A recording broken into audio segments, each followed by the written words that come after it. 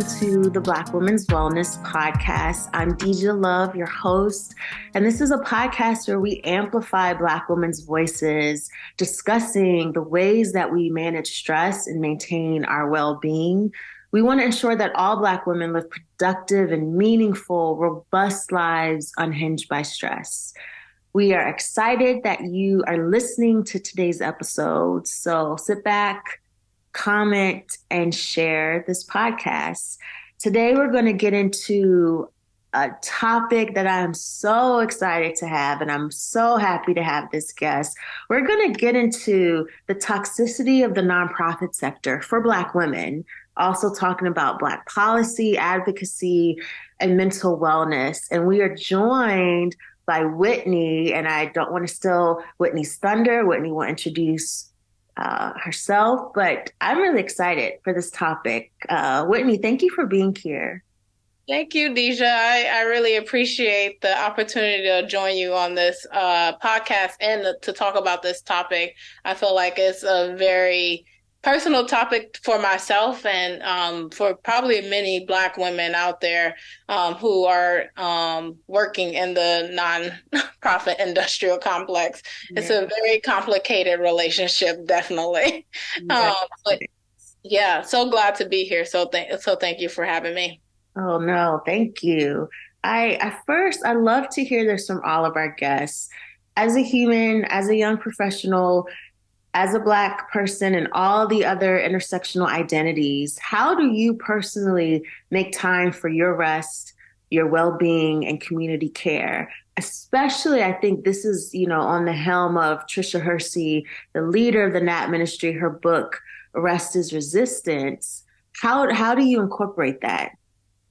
Yeah, that's a very good question, DeJa, and I think it's one that a lot of people struggle with. I know I have for a very long time and continue to struggle with. I think it's a uphill battle, but one that can be successful at some point in my life. And so I'm working on it as we speak. I think one of the things that I have come to in the last year is really listening to my body.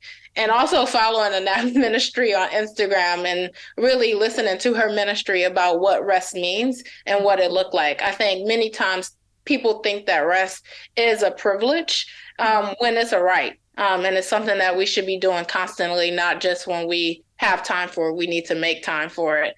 And so one of the things that I've been trying to do in the last year to, propel the ways that I do self-care and to make it a very intricate part of my daily life is to really listen to my body. I think a lot of times we don't listen to our body, but it gives us a lot of information. So I've been spending time really learning my body, learning the different things that it's trying to tell me, learning about my emotions more, learning how they show up in my body, where they sit. And from that information, I then try to figure out what self-care or coping mechanisms do I need to put in place to actually alleviate some of those things that I'm feeling. So some of the things that I've been doing in the last year is I've been exercising more. I have extreme anxiety. I worry about everything from the nonprofit industrial complex to being a Black gay woman in America to the little boy on the corner to the little girl that's experiencing disproportionate discipline practices in schools. Like my brain never stops, plus the personal things that I experience on a daily basis. And so exercising has been one way that has made my brain slow down just a little bit. And every day I get up at 5:30 in the morning. Please, if this is not your if this is not your ministry, do not do it. It took me a while to get there, but I wake up at 5:30 every morning and I go work out, and I find myself just very well rested for the day, very relaxed. It brings me into a space of mindfulness. It gives me time to just calm down and to recenter myself, as well as to really slow down my nervous system. And so that's one way I have been self-caring. It has been, God knows what exercising has been for me in the last year, but it's my holy grail. It's the thing that I love and enjoy doing, as well as give me some peace of mind. Yeah. So in addition to exercise, you talk about not listening to our bodies. Our bodies give us cues and messages. What are other ways that you said in this past year you've really become intimate with your body, of listening to it? How are other, because a lot of us Black women, we struggle with that because we hear the internal, if it's spirit, if it's intuition, but then we just bulldoze right past it.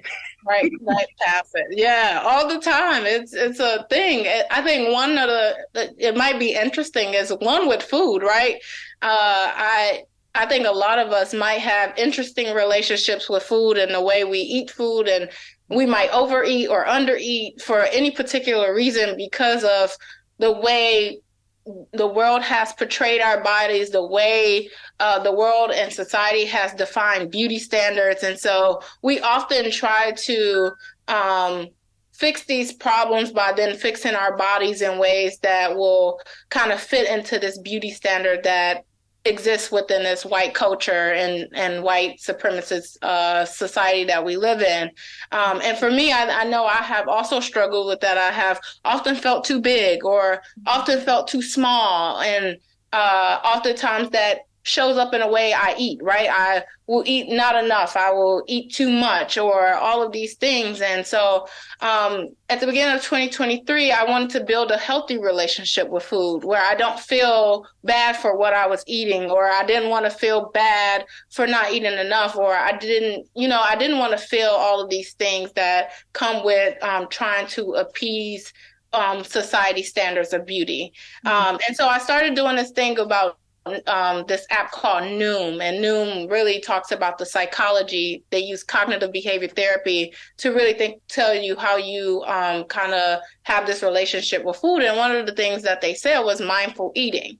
And what mindful eating does is like are eating your food, but you are keeping yourself mindful of how your body feel as you're eating that food. And instead of keep eating because you still have things left on your plate, you recognize how your body feels, and you feel if you're full or not. And you may not feel as full as you normally do because most of the time you're probably overeating, so you feel stuffed, but you feel okay. And I started doing that, and I was like, wow, there is a difference. Like, I feel like I still have, I don't need to eat anymore, but I don't feel like I have the itis. Like, I don't need to go to sleep afterwards because I've ate too much. I don't feel like I can't move, or I need to unbutton my pants because I feel bloated.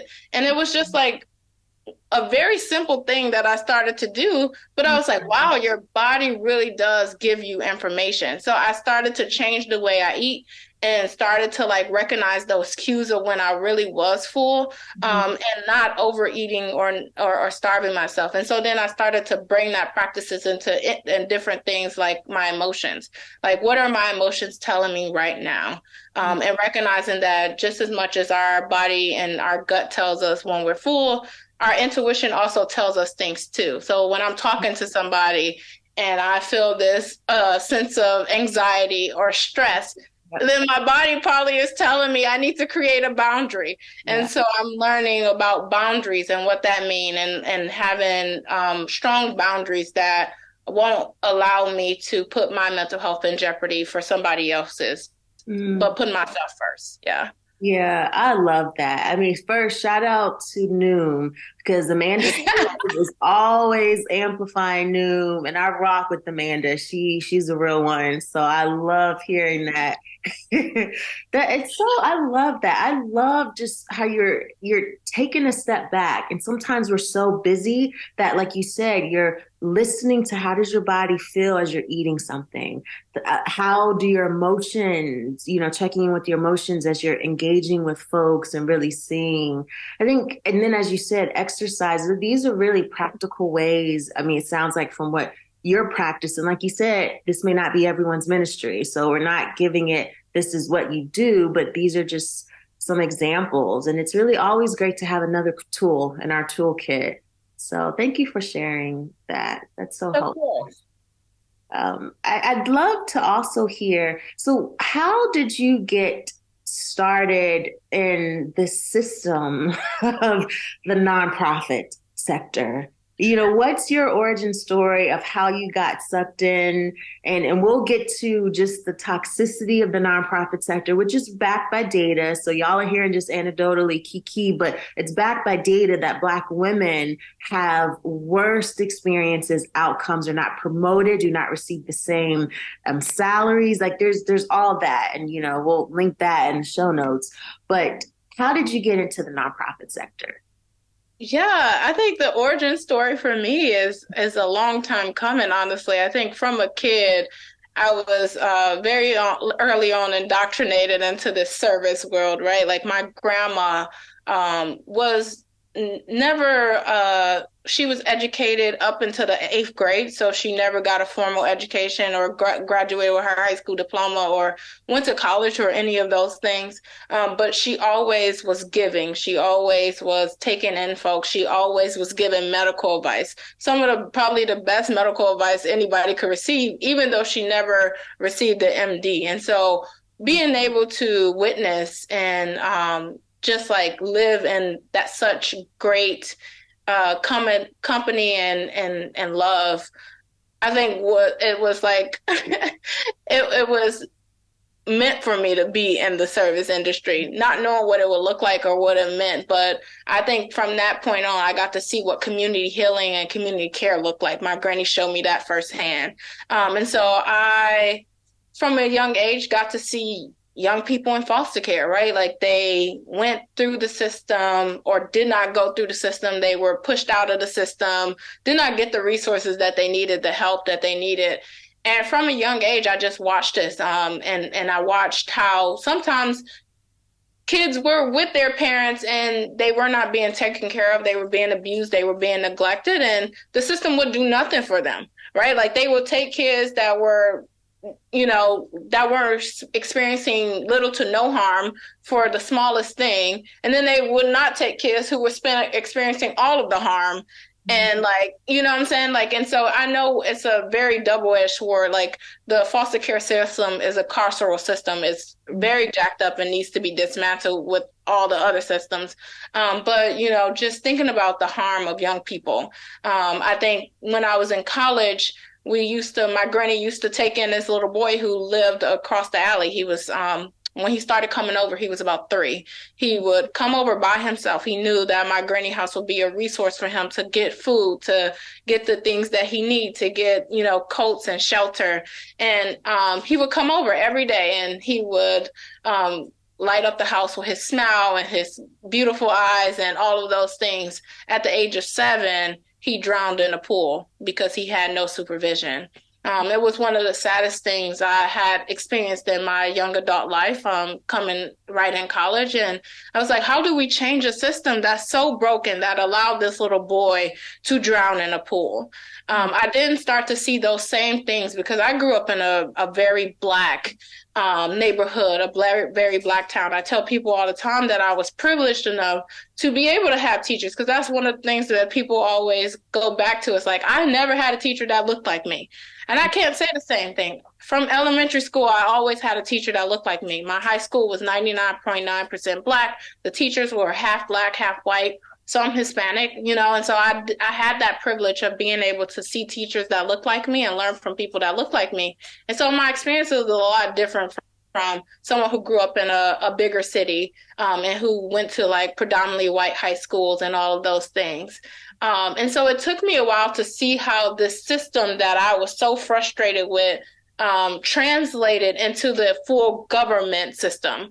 And like, as 2012, by the time I was like in 10th grade, not 10th grade, my sophomore year of college, I had joined my first protest where we were in Atlanta marching for this Black man to be pardoned from his, basically he was going to get the death penalty, and we were trying to get him pardoned, and because he was wrongfully convicted, and he ended up being murdered anyway, by the system. And so this kind of showed me how indoctrinated and pervasive the racism was, and still not having a full lens I felt empowered. I felt emboldened. I felt like I had a duty to, the Black people around me to keep fighting for the disparate impacts, the systems that were harming them. And so I started to think about what I wanted to do. I decided to go to social work school. I don't know if that was the best idea. The social work is a very white them space. Karens, they hold a space there. Exactly. I end up going to WashU in St. Louis. And I chose WashU for a number of reasons, right? Like I went there because it's the #2 social work school in the country. Not bragging. This is what they told us. When you actually go, exactly. I don't know if I would say the same, right? Like, I just don't know if I would actually give WashU the same ranking. But it was, and then they sold me on, because I'm a very much so a community oriented person. I said, is there community there? They said, yes, there's a bunch of community. We do all of these things. I'm like, okay. And then they also were able to, like most social work schools have 2 tracks. They either have a macro track or a micro track, where you either are going down a track to be a therapist, or you going into a track of like doing policy and organizational things. I always knew I wanted to do macro work. With WashU, they were able to break that down even more, where you were able to choose more than one concentration. Like, so they had children, youth, and families. They had mental health and some other things.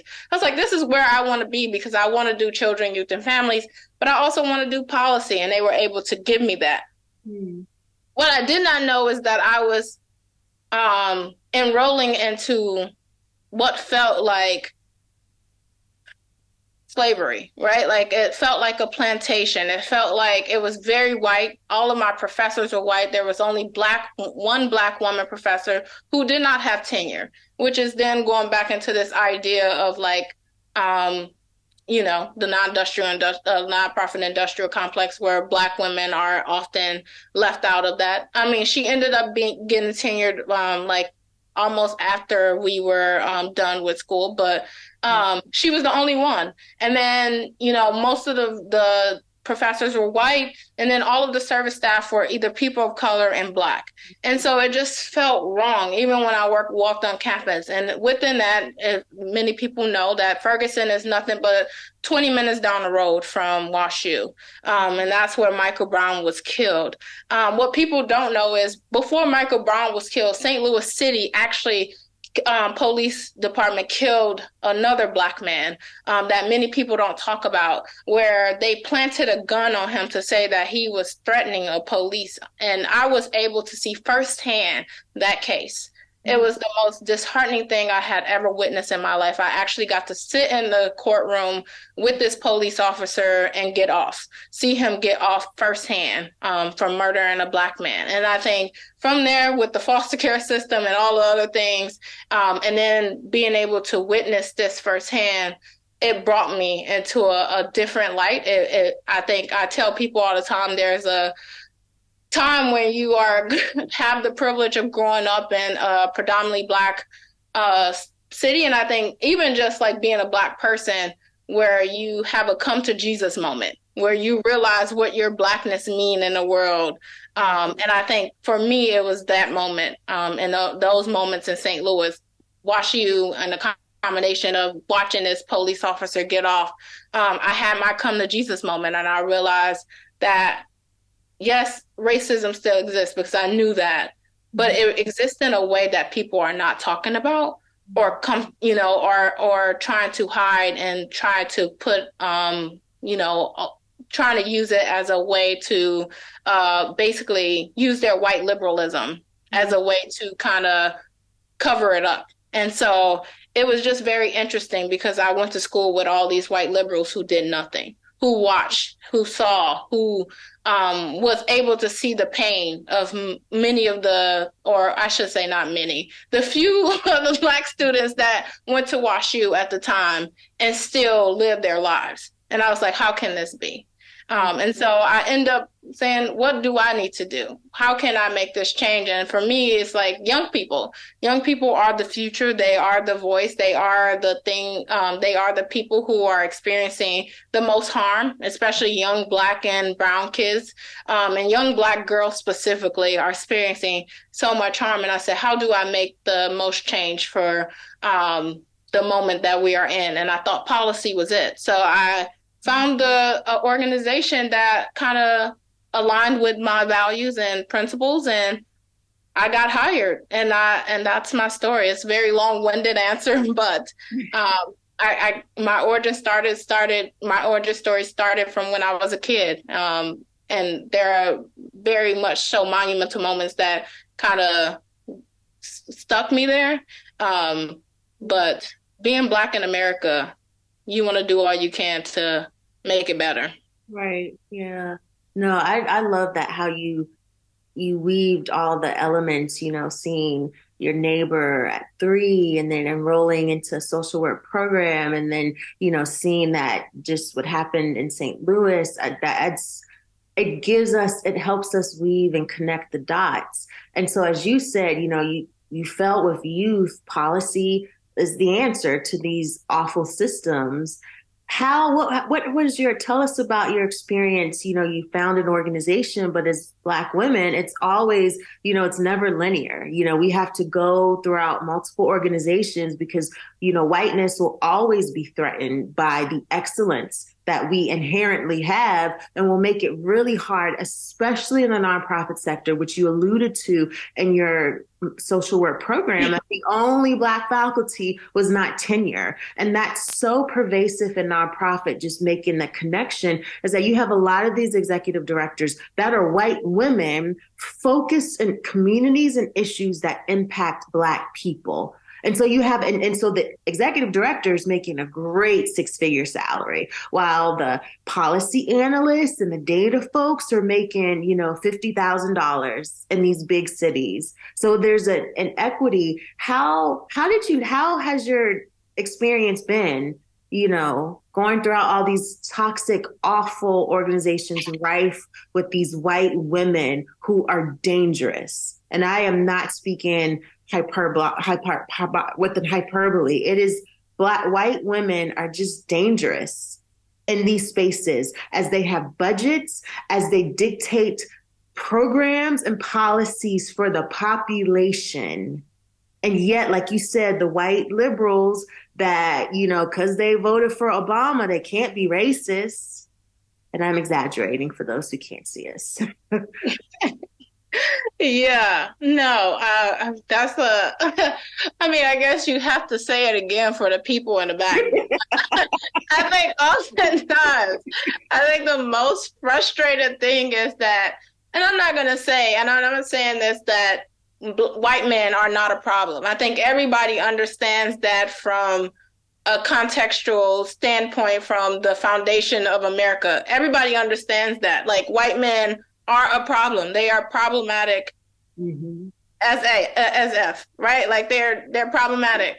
And we know that. And I think the focus is always on white men. And we often give and place this victim role into white women when they are dangerous. They are oftentimes the ones that are engineering the things that happen to us in this country. When we look at the voting rights or the voting rates of white women, in the last few elections, they have helped propel and move the needle in a direction that our country is not going. If you look back and you reflect on why that is, when they are experiencing many of the similar issues that Black women are facing when it comes to abortion rights, when it comes to pay gaps and all of those things, you have to understand it's not because they do not know that these things do not exist for them. It's because they know that it does exist and that they will still have the privilege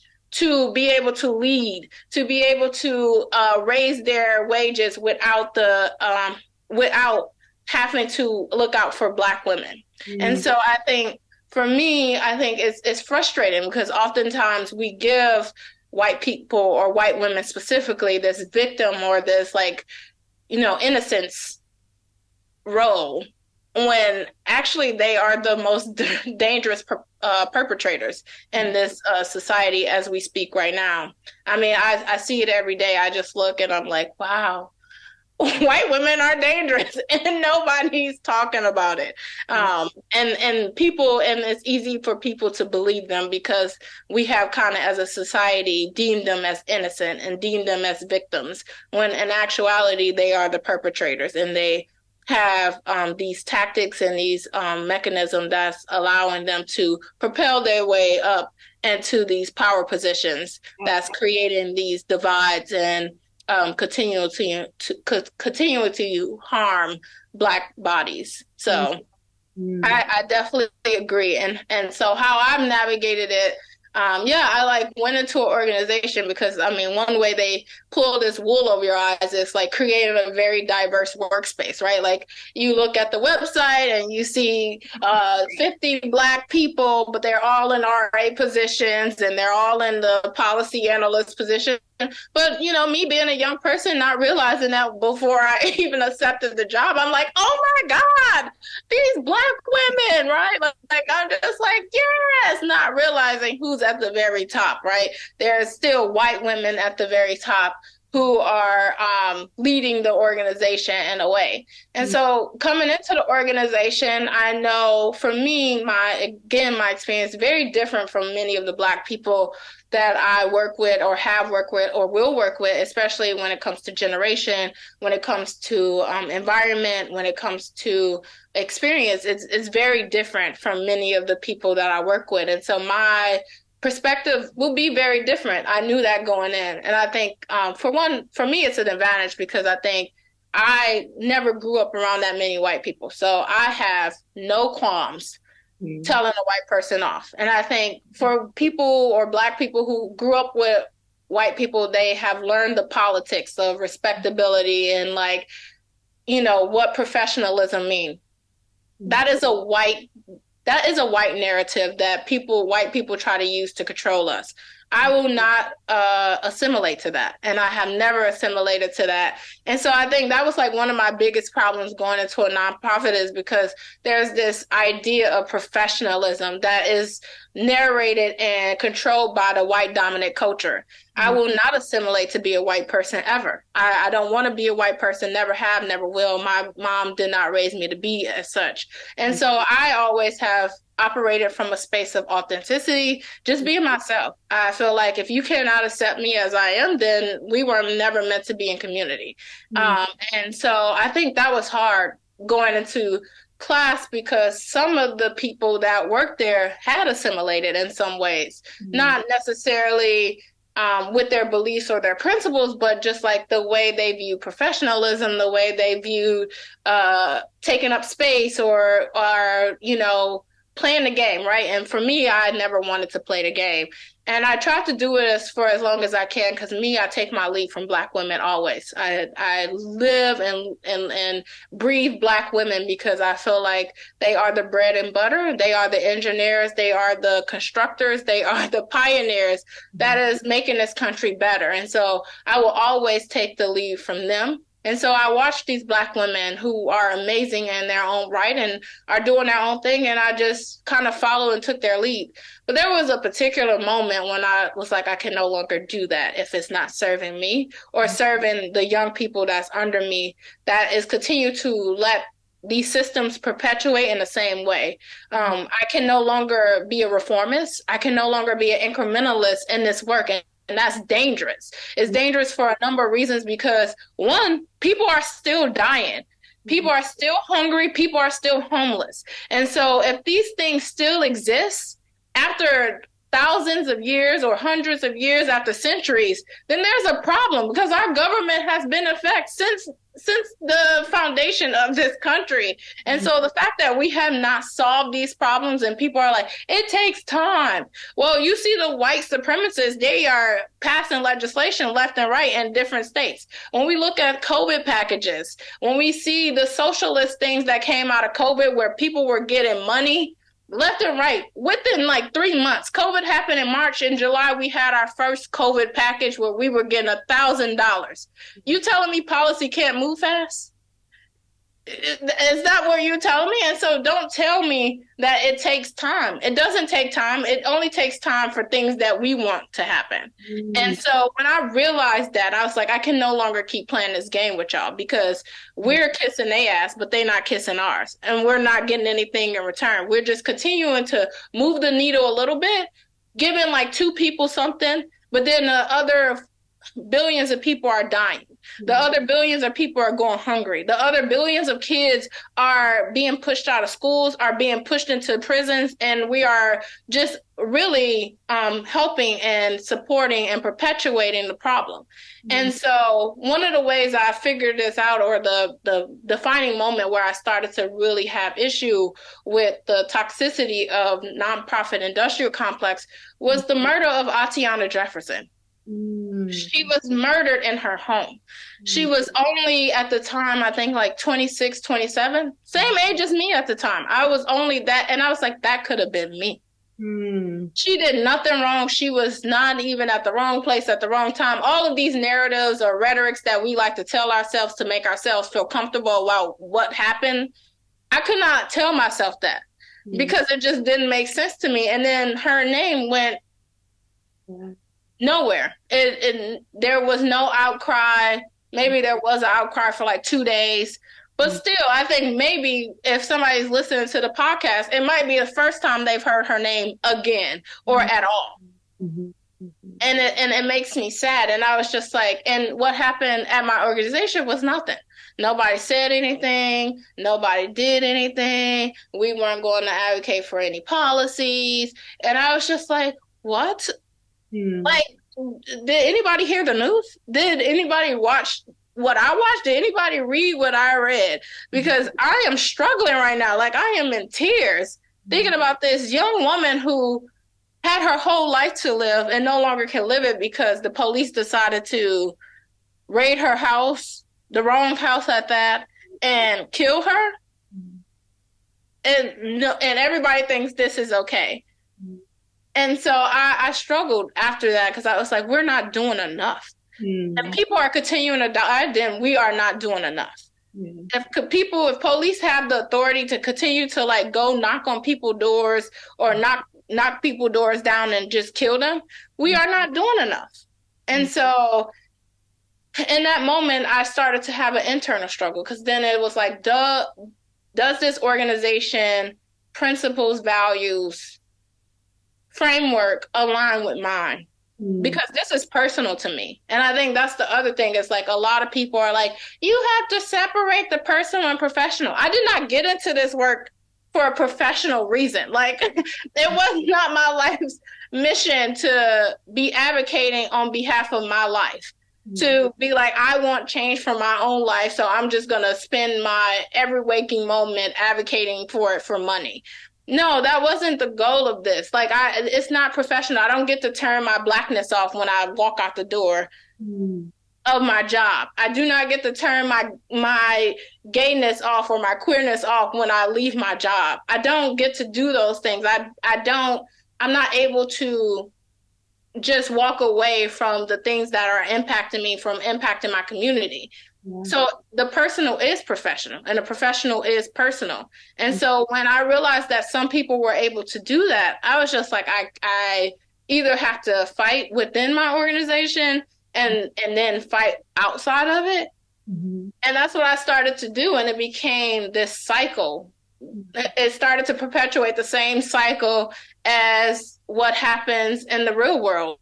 You know, I become invisible. I become angry. I become all of these narratives that exist within this white dominant culture of a Black woman. And you know, I become the one that doesn't get promoted. I become the one that doesn't get seen. I'm the one that doesn't get valued or don't do their work. And it just becomes toxic because an organization that promotes itself to be a racial equity organization or center racial equity or whatever you want to say, if you have racial equity in your framework and your strategic plan, that means actually doing racial equity. That don't mean just sitting around playing, dancing around with the issue. That doesn't mean just diversifying your staff.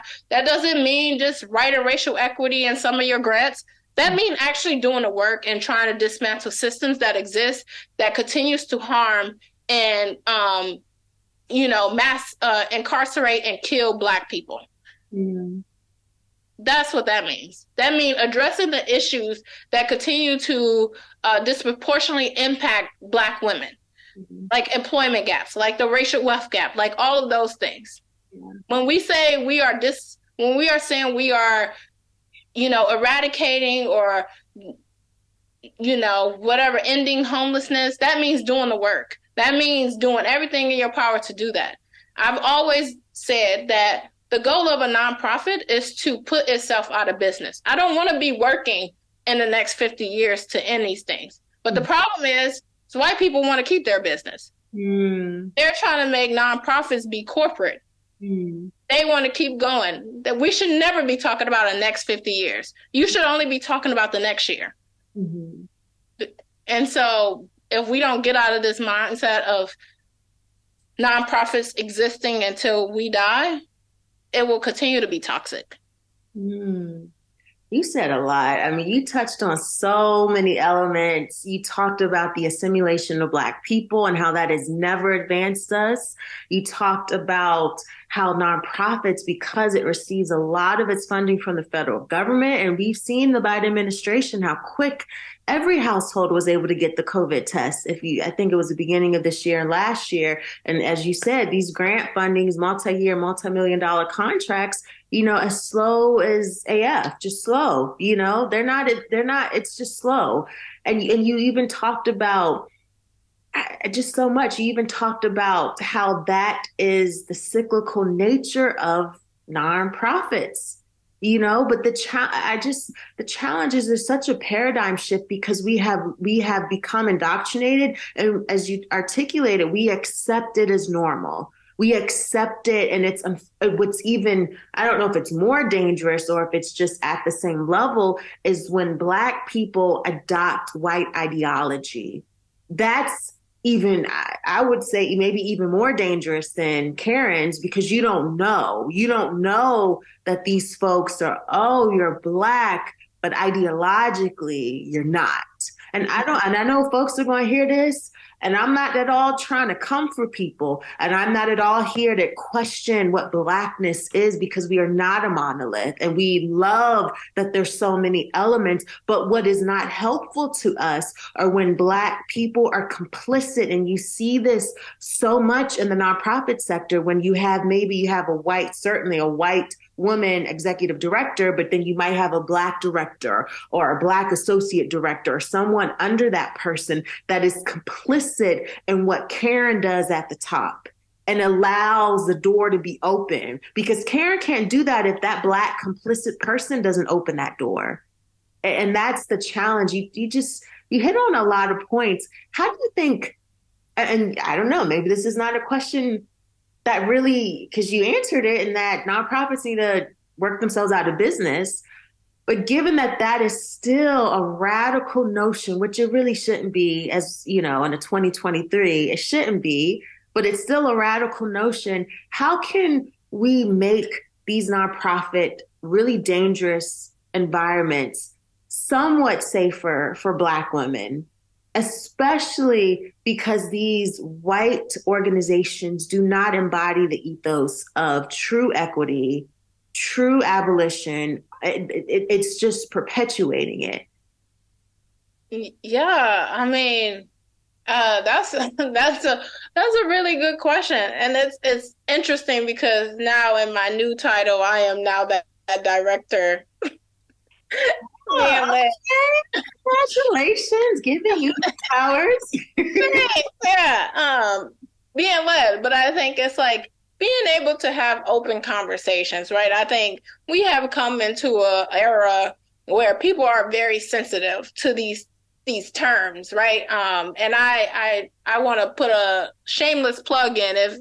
If you have not read CLASP, but interested in the embodiment of racism and colonialism and imperialism and all of those things, and really understanding oppression as it comes, I would suggest that you recast, right? We have been getting all of these 101 books on what racism is. We are beyond that. If you don't know what racism is, what it looked like, what it feels like, what white supremacy is, what it looked like, what it feel like, then I don't know where you've been sleeping or what you've been listening to. You must have been living under a rock.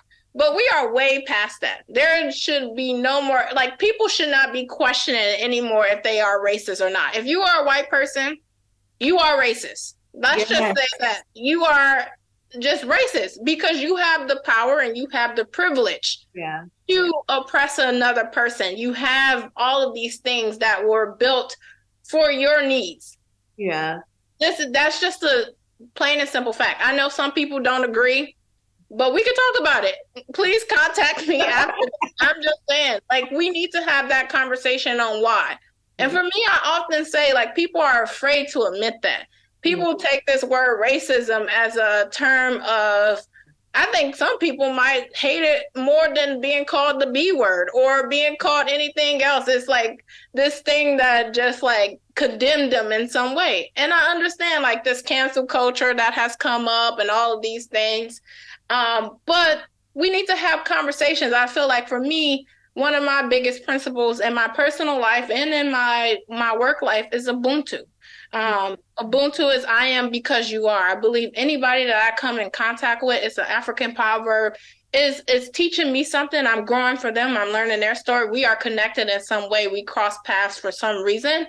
I am the person I am because I met you, and you are the person you are because you have met me. I have influenced your life in some way. You have influenced mine, even if it's a mere contact of just a small interaction of hi, hello, just being able to be in your energy and your aura.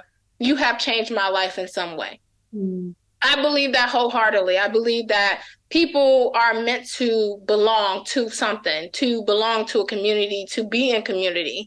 And therefore, for us to actually overcome or to really end racism in some way or try to overcome it in some way and to dismantle systems, we have to be in community. We have to be in conversation. We have to be talking. We have to also move on whatever we're talking about. We can't just be in conversation all the time and then nothing ever happens. We have to account for our actions, right? There needs to be some accountability that needs to happen.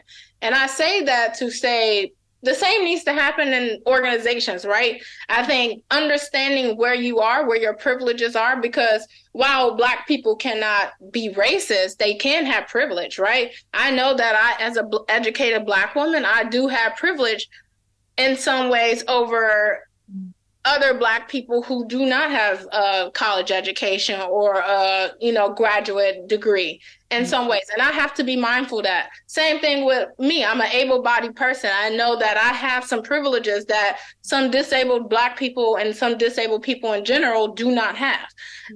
And so I have to understand that. And I have to understand that in those times, I'm an ableist, right? Like, I have to own that. Like, what does it mean for me to be an ableist? That I am not recognizing at some points in time that I am creating accessibility issues for disabled people who may be coming in community with me. I may be not thinking about them all the time in the way that I should. And I have to do the work for myself to understand how I'm doing that, how I'm perpetuating a problem.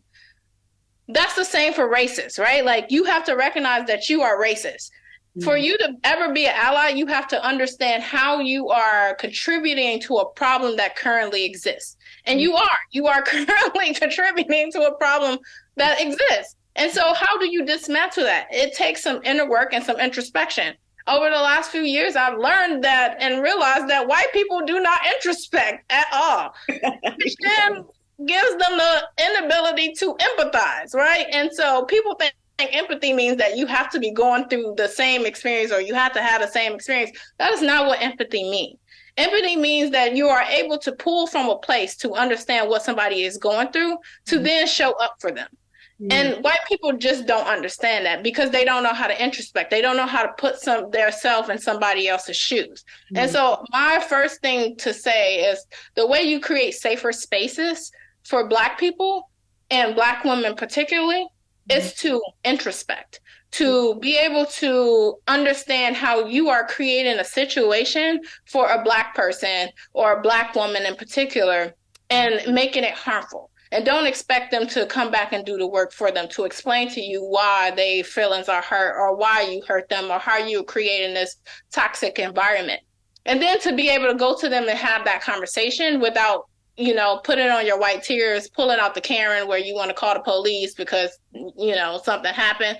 It's like being able to be in community and not being defensive. And that's something that white people need to work on. So, I mean, there are many things. I can name them all. But, the big things that I've been really reflecting on lately is introspection, empathy, and accountability. And so if you want to create a safer space, especially if you're an ED or have a Black employees as a white person, it's really, really listening deeply. Yeah. And then introspecting on what you're hearing. Because oftentimes you listen, I don't know if you heard or you're hearing, not really listening. And then you take that information, you just move on instead of being like, how does this relate to me? How can I what are they really saying? How have I done that? How have I showed up? How have I seen this come up in other places? Yeah. And then taking accountability for what you did and change your actions. The best apologies is changed action, not another an apology, not tears, not guilt trips, not shame, not defensiveness. It's changed behavior. Yeah. You gave such a great parallel the example of being an ableist. And if you were to just kind of segue that into, it's an oppression, just like racism, that I think folks, that can resonate, because people still get so uncomfortable with racism. But as you gave the example as an ableist, as an able-bodied person, if we're not constantly thinking and being aware and being active in how what we're doing is not inclusive for folks on the spectrum of different abilities, that's ableist. And I just love that. And you just overlay that if you're a nonprofit leader, if you are not thinking about how your systems, your policies, your hiring, your professional development are not supporting Black women, you're being racist. And not just the tokens that you have hired. And you say, well, this token is fine. No, that is just one person. That doesn't represent all. That's such a great point. And I think it also makes me think, as you talked about policy, your origin story, you really got and saw that youth policy, that's really a solution because there's multifaceted, a solution to really addressing the oppression we experience. What are some policies that you think our listeners should know that really impact the well-being for Black women outside of, what we constantly hearing, Momnibus and all these things? What are some other policies that you think we should be aware of and just be in tuned of so that we're really being civically engaged? Yeah, I mean, to be honest, DeJa, I looked at this question prior to this and I was like, what are they? There's not many. I think before I left my prior organization, I was actually working on addressing this issue, right? Like coming up with policy recommendations specifically for Black women, because often, again, they are often an invisible population and group that isn't often talked about in policy, but often the ones that are disproportionately impacted in many of the issues that we talk about. So when we think about the racial wealth gap, they are disproportionately impacted. They are more impacted than many of the populations that many people focus on. When we think about the unemployment rate, especially coming out of COVID, they are miles behind. I mean, at this point, I think they're starting to catch up, but the unemployment rate for Black women was high. It was super high. And the re-entry rate into work was slow for Black women. And what are some things that we can be doing to activate them? And when I talk about Black women, I'm talking about all Black women, Black trans women, Black women, cisgender women, femme, masculine, all of those things, because I think, again, going back to DeJa's point again, we are not a monolith and Black women are not a monolith.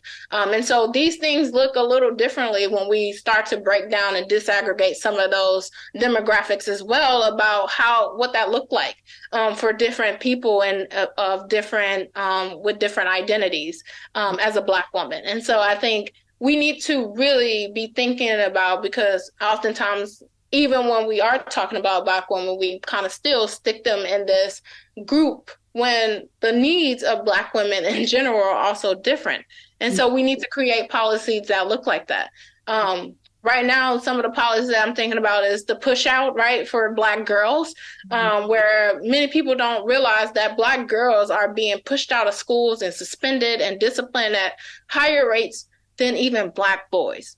Somebody hated me for saying it, but it's true, right? Like when you look at the numbers, they are being disproportionately pushed out of schools and suspended at higher rates than even Black boys. And that says a lot. And what are we doing about that?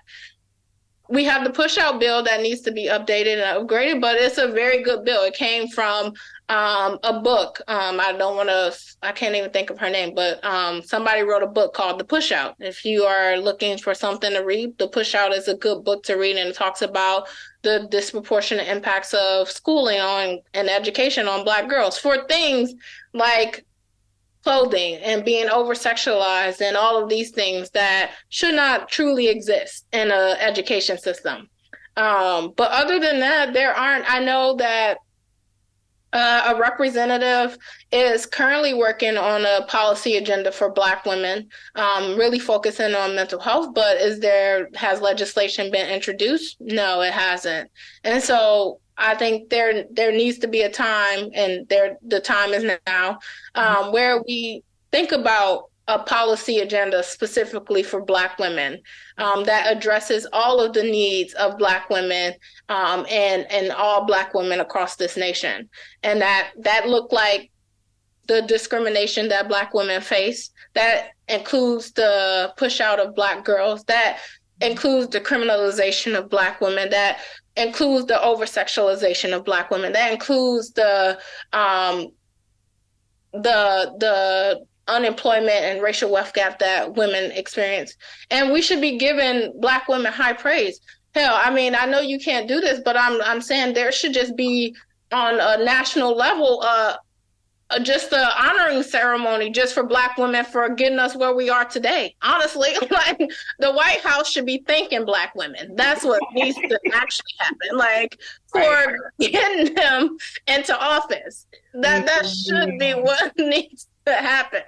But that's a whole other podcast. Because I'm here for, even as we have our vice president, and we're gonna have to table that because I have many strong sentiments on that, and yeah, we'll put that for the next one. Yeah. But yeah, I mean, there needs to be policies created. Right now, I can't give you any that actually exist that I would say, yes, support that. That's good. That's good. This has been great. I love how we started with your origin story and just your passion, and we're finishing with some of the policies too, that we mentioned, and just how dangerous the nonprofit sector is. Yet your solutions of the 3 key things that nonprofit leaders can do to create safer environments. What else do you want to say for our listeners, our audience? How can they connect with you? What are your last words? Yeah. Well, I just want to first say thank you, DeJa, for allowing me to be in this space and the opportunity to talk to your network and just be in conversation with you. I'm always empowered and emboldened by these conversations. It's definitely a passion of mine. And again, I follow and take the lead from Black women, and I just love them so dearly because they're such a powerful source of energy and love and joy, and just they're not this monolith, but really embody and really are the pioneers of all the things that we see and have come in contact with. But I just want to leave y'all with, like, I know I said a lot. I know a lot of it was long-winded, but I just want to leave y'all with that. There is a way forward. There is a way to really create the world that we want to live in. I know it's cliche to say, I can't remember the quote now that I said it, but, I really live by the quote, if not me, then who? If not now than when, because we will continue to wait for a superhero. You can be your own superhero. And so really creating a world that you want to live in. I think a lot of us have been indoctrinated into this society, and we only know what we have seen, right? A lot of things in the last few years I've learned, and I'm like, wow, that was just created, like the police, right? Or like 911 as a contact to get, like a dispatch team to contact the police. That was just created. It did not exist. Somebody thought that up and then they created it. We can do the same thing. We don't have to live in this world where we are limited in our creativity. We have everything and all the tools that we need to actually make these things happen. Yeah. And so if y'all are wanting to get in conversation with me, if you want to argue about some of the things that I said, I love to debate. Please follow me on Instagram at _whoyouwit, WHOU wit, WHIT, or on Twitter, same hashtag, or you can find me on LinkedIn, Whitney Bunts, BUNTS.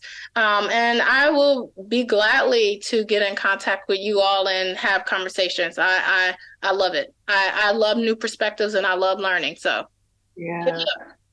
Oh, thank you, Whitney. This has been wonderful. We appreciate you gracing us with just all the gems and jewels you dropped. And thank you all for listening to this episode of the Black Women's Wellness Podcast. Continue to check out our upcoming bi-weekly episodes. Subscribe, follow, like, and connect with us on our website, thebwwa.com,